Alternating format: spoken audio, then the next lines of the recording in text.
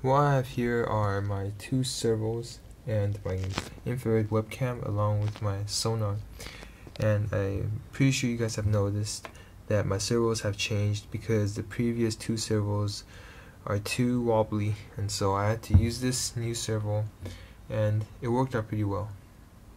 So on the top is my infrared webcam. I took it off so that it could be easily adjusted, and I also put the sonar right beside it.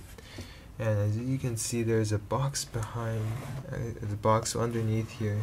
There are wires behind. Now let's take a look at what's inside the box. Inside the box are two Arduinos, the Arduino Nano and the Arduino Leonardo.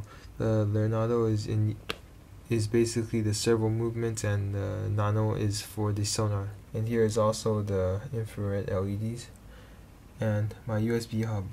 So let's see how it works. Okay, here it is. So the sonar is actually tracking my infrared LED, and let me give you a demo. Now I know it's covering the camera.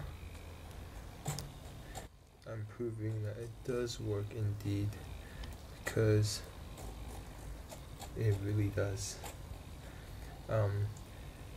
On the visual part on the screen, it seems as if the ball is moving left and right.